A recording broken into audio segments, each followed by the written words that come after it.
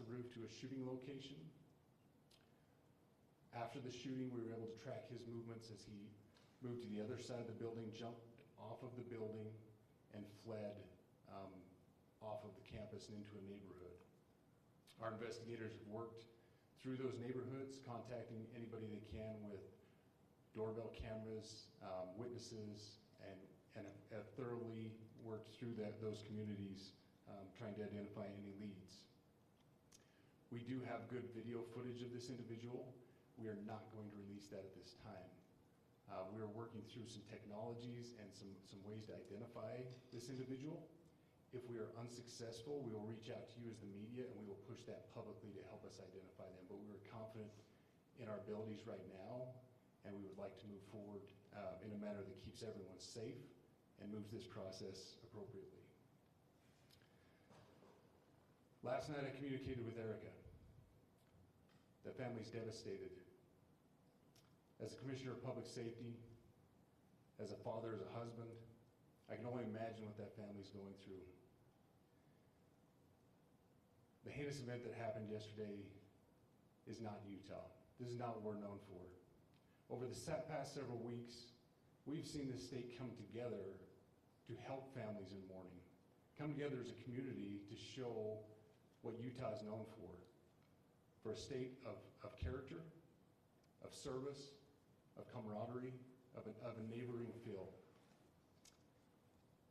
We will not stand for what happened yesterday. We are exhausting every lead. We have every officer invested in this, every investigator, every local agency. The outpouring of support from the law enforcement community has been astounding. We are investing everything we have into this, and we will catch this individual. Having walked through the crime scene, through the hallways of this school, through the classrooms, I can't imagine what the people on scene felt as well. A horrific event where some of them barricaded in classrooms, some of them ran in fear. Can't overstate the tragedy and the horrific event that yesterday was, and how we will work to bring to justice the actions of one individual or any other individuals that assisted in that. Our state has gone through a lot, and we will come out successful. With that, I'll turn the time over to Special Agent Bowles. Charge. Good morning. My name is Robert Bowles, and I am the Special Agent in charge of the Salt Lake Field Office. Following yesterday's tragic shooting of Charlie Kirk, FBI agents have been working around the clock in coordination with our law enforcement partners. We are and will continue to work nonstop until we find the person that has committed this heinous crime and find out why they did it. This morning I can tell you that we have recovered what we believe is the weapon that was used in yesterday's shooting. It is a high-powered bolt-action rifle. That rifle was recovered in a wooded area where the shooter had fled. The FBI laboratory will be analyzing this weapon. Investigators have also collected footwear impression, a palm print, and forearm imprints for analysis. Now, I understand there are a lot of questions about motive. I assure you that all leads, tips are being fully investigated. As of this morning, we have received more than 130 tips. We thank the community for that. The FBI has brought every resource to bear, and we will continue to do so throughout the course of this investigation. The FBI's mission is to protect the American people. It's to uphold the Constitution of the United States. Any attack on the First Amendment is an attack on the very foundation of our democracy. That is why we will relentlessly pursue this case and the shooter until we find him. We also continue to grieve with the family and the community. It's our community. If you have any video or images from the shooting, we ask you to please submit them to our digital media tip website at www.fbi.gov/Utah Valley Shooting. You can also call the FBI at 1-800-CALL-FBI. We truly rely on the public's help in these types of cases, and no tip is too small or insignificant. Thank you. Commissioner James Matthews from Sky News. Can I ask about the shooter? There's clearly information about him or her.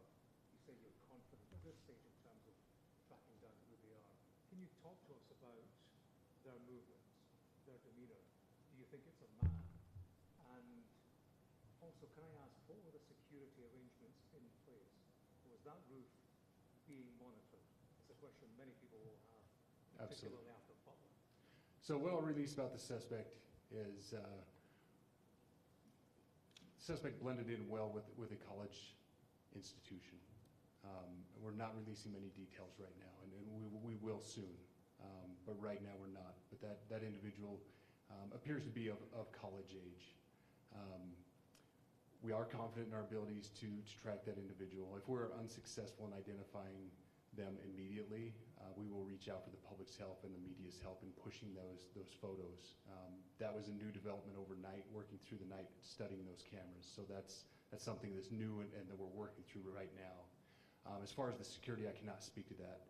Neither the Department of Public Safety nor the Federal Bureau of Investigation was involved in the planning or security of this event, and that'll have to be a question later for other agencies.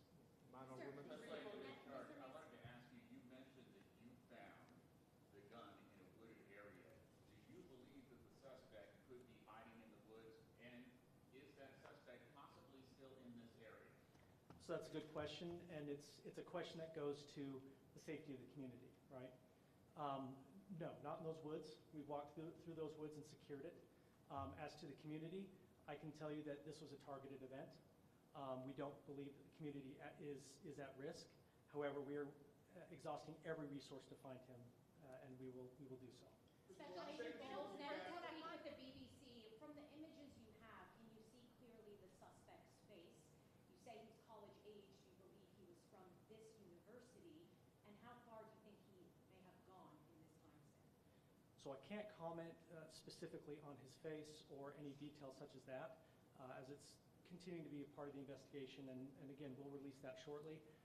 However, we're doing everything we can to find him, and we're not sure how far he has gone yet, but we will do our best. But you have a clear image of his face?